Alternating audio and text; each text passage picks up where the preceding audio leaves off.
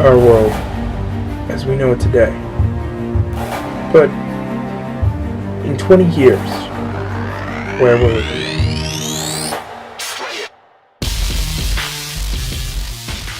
What is it that you like to do for fun?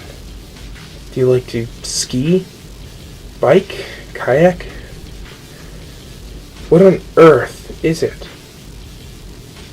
What is it that you enjoy doing?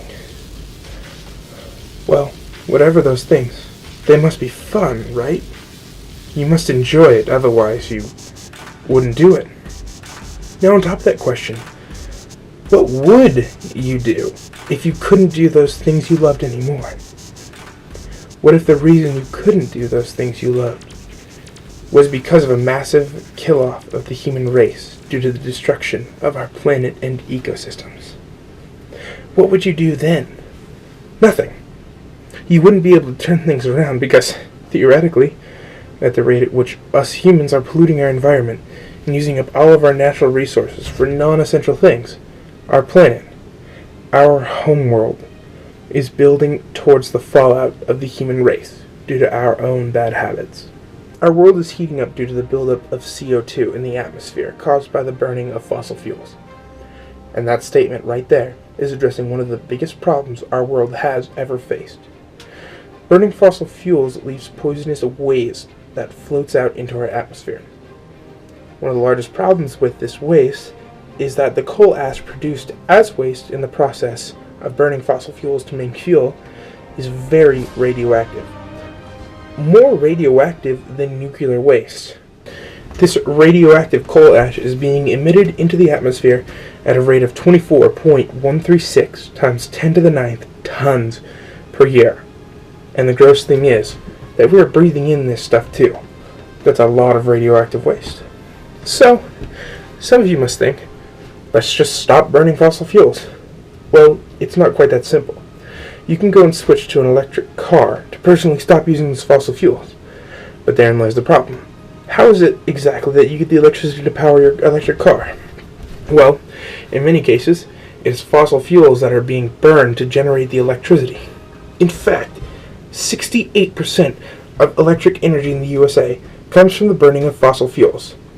Over the period of 1 year, that 68% of electricity produced by fossil fuels will not only generate electricity, but 2.8 billion tons of poisonous gas.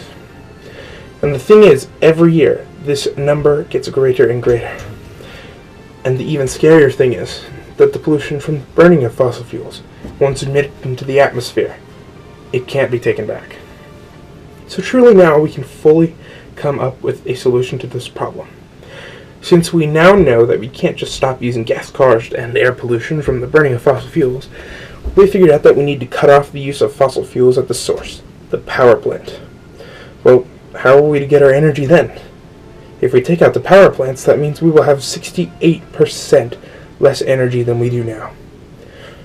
The answer is simple. Instead of burning fossil fuels, we need to switch to resources called renewable energy resources. These are resources that will never run out and that don't harm the environment. Solar power through solar panels, wave turbines, wind turbines, water turbines, all of those are forms of renewable energy resources. Today, only about 15.98% of all energy created in the United States is created by renewable energy resources. So, it's time to up the number, but which resource do we pick? Well, one of the more efficient methods to create energy using a renewable resource is with the wind turbine. The wind turbine, as explained, is powered by wind. It is essentially a giant electric generator, except instead of the shaft being turned by a gas engine, it is turned by the wind. The wind turbine has several large blades.